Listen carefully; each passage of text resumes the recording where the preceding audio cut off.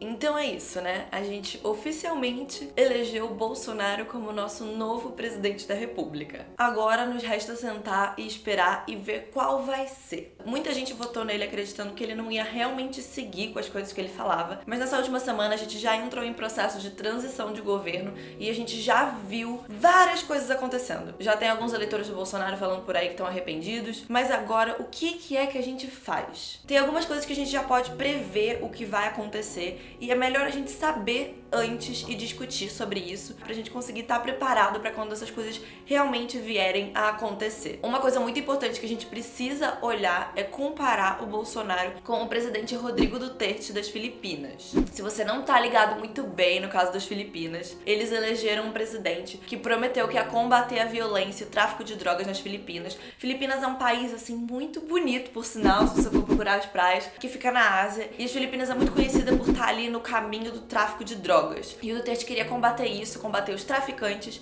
os viciados em droga e a violência das Filipinas. Ele é militarista, ele tem uma grande admiração pela época da ditadura do país dele e acredita principalmente na lei e na ordem. Te lembrou alguém? O que Duterte fez nas Filipinas foi exatamente o que o Bolsonaro já falou que gostaria de fazer aqui no Brasil. Duterte deu carta branca para que policiais atirassem e matassem qualquer traficante ou usuário de drogas, sem que houvesse uma investigação depois. Isso tem sido muito criticado internacionalmente, mas Duterte meio que não tá nem aí, sabe? Desde que ele entrou no poder em 2016, já foram mais de 12 mil suspeitos executados. Uma faculdade de Manila, lá nas Filipinas, fez um estudo e eles descobriram que a maior parte desses executados eram pessoas pobres e entre eles tinham trabalhadores de construção civil, motoristas, agricultores, lixeiros. Se esse tipo de política for adotado aqui no Brasil, ela vai afetar principalmente pessoas pobres, negras e da favela. E são exatamente as pessoas que já sofrem com a violência policial. A gente já teve vários casos de crianças com o uniforme do colégio que foram baleadas ou pessoas que foram executadas por terem sido confundidas por traficantes. Imagina só se os policiais aqui tiverem carta branca pra ir fazer o que eles quiserem. Falando em gente preta, pobre da favela, o Bolsonaro é abertamente contra as cotas da universidade. Ele, num primeiro momento, disse que ele gostaria de acabar com as cotas, mas depois ele falou que ele gostaria somente de diminuir. Agora, diminuir pra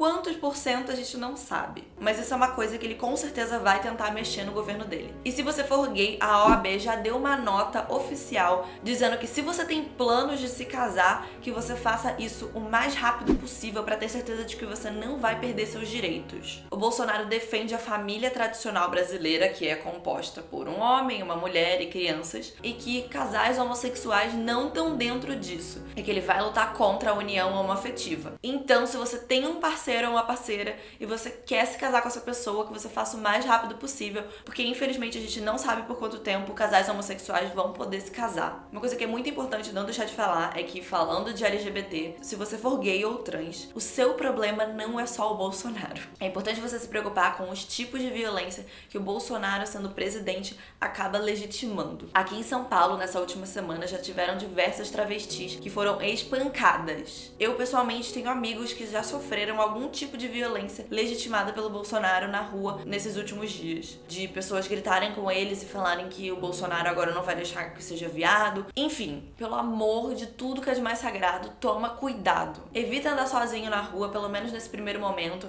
até a gente ver como vai ser depois, se isso vai se acalmar ou se isso vai piorar. E se você puder aprender algum tipo de tática de defesa pessoal, faz isso. Pessoalmente, eu acho que se de fato o porte de armas for legalizado, seria interessante com que pessoas de grupos de minoria que sofrem mais violência se armassem. Eu sei, não é o que a gente queria, mas talvez seja alguma coisa a se pensar. Também está se falando muito sobre a lei antiterrorismo. A lei antiterrorismo ela já existia antes, mas agora querem votar em um projeto que também enquadra movimentos sociais como atos terroristas. O objetivo disso é transformar o MST em um movimento terrorista. Isso pode, num primeiro momento, não afetar nada na sua vidinha, você que está assistindo esse vídeo, mas isso abre alguns precedentes que podem ser alarmantes. Uma sociedade democrática tem que saber conviver com protestos, manifestações e movimentos sociais, porque é assim que uma democracia funciona. E quando você começa a podar algumas liberdades de manifestação, primeiro pode ser o MST. Daqui a pouco pode ser que qualquer manifestação contra o governo seja considerada um ato terrorista. E todas essas cortadinhas pontinhas de liberdade aqui e ali estão diretamente ligadas com o projeto Escola Sem Partido, que quer proibir a doutrinação ideológica e política de alunos e proibir a ideologia de gênero. Isso daí tem um grande problema. Em primeiro lugar, que a escola deveria ser um ambiente para você ter discussões ideológicas, sejam elas qual for, porque é um ambiente para você crescer. E quanto mais ideologias diferentes você tiver acesso e mais discussões você tiver acesso, mais você vai ter conhecimento para você então se formar como ser humano. A ideologia de gênero que eles querem tirar também são coisas científicas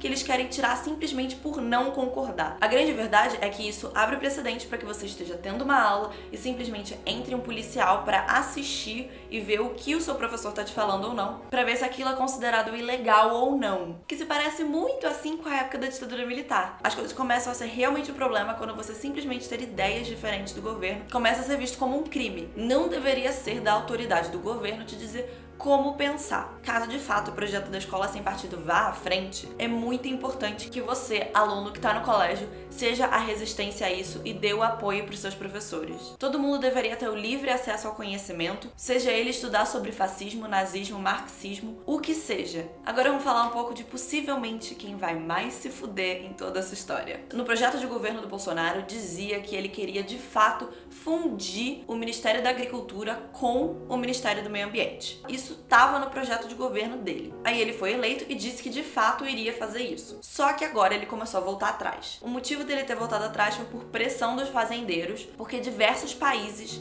não iam mais importar os nossos produtos caso a gente fundisse os nossos ministérios como um ato de protesto. Porque todo mundo sabe, aquecimento global, a gente está destruindo o nosso ecossistema, E existem diversos acordos internacionais pra gente tentar reverter isso. E a gente estaria indo na contramão de tudo isso. Só que os fazendeiros, eles não querem muito saber disso, eles querem saber de vender o produto deles. E se os países não iriam comprar o produto deles, eles tinham um problema. Daí eles falaram, Bolsonaro, não vai dar pra gente juntar, fundir nada, não vai ter fusão nenhuma. Não vai ter nenhum megazord de ministérios, não vai ter. Então ele decidiu que tudo bem, vamos manter 2 ministérios separados. Só que ele já falou que ele não iria colocar alguém xiita de preservação do meio ambiente. O que vai acontecer? Ele vai colocar simplesmente alguém que tem os mesmos interesses do agronegócio para comandar o Ministério do Meio Ambiente. Assim, o Ministério do Meio Ambiente vai ser uma coisa assim, só bonitinha de estar lá, assim, pra botar na estante, fofinho. O que acontece de fato? A gente já vem destruindo a Amazônia num ritmo alarmante. A Cátia Abreu, que foi a ministra da Agricultura durante o governo Dilma,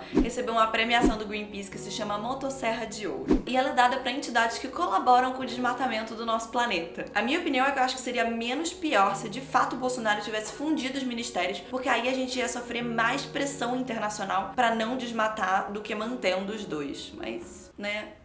Então assim, não é pra vocês ficarem muito animados não, de que de fato ele não juntou os ministérios. A gente ainda vai desmatar bastante. E nessa brincadeira de desmatamento e tal, e desse clima, de mudança de governo, com certeza quem mais vai sofrer são os nossos indígenas. A gente já chegou aqui, já acabou, já expulsou eles de onde eles estavam, da casinha deles, já aniquilou com a grande parte deles, e a gente não parou ainda de fazer os caras se fuderem. Não parou. O Bolsonaro já disse que não vai demarcar mais terras indígenas e existem muitos grupos indígenas que estão esperando a terra dele serem demarcadas. Tem vários conflitos por causa disso. Ele disse que não vai demarcar. E ele disse que vai autorizar a exploração de áreas já demarcadas. Ou seja, aqui no Brasil morre entre 10 a 15 indígenas por dia. E eles são menos de 500 mil. Não só isso, mas também a eleição do Bolsonaro e de diversos deputados do partido dele acaba endossando medidas extremamente conservadoras, que antes não passavam por votação por serem consideradas impopulares. Agora é como se a gente tivesse dado o aval para que elas fossem para frente. Outra coisa importante da gente falar é sobre a reforma da Previdência. Lá no Chile, os idosos estão passando por diversos problemas por causa da reforma que eles fizeram 30 anos atrás. Hoje, o Chile está entre os números mais altos de suicídios entre idosos. É importante que nós, jovens,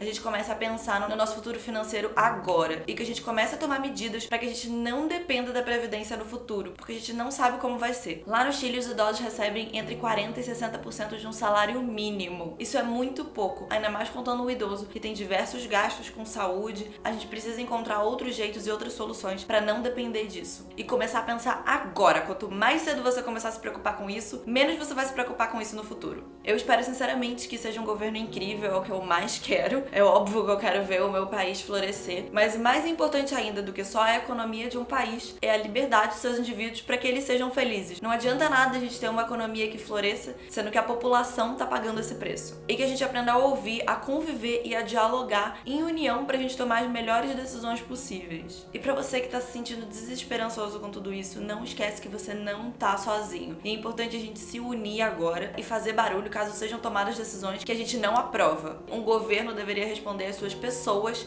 e não aos seus próprios interesses. E antes de você pensar que você é minoria, não esquece que 30% das pessoas escolheram votar em nulo, branco ou se absteram. É importante que a gente faça barulho e que a gente exerça a nossa democracia e o nosso direito de liberdade de expressão para que a gente faça com que as nossas vozes sejam ouvidas e que a gente não deixe que tirem esse direito da gente. Não esquece de curtir esse vídeo e compartilhar, porque esse é o nosso momento de união.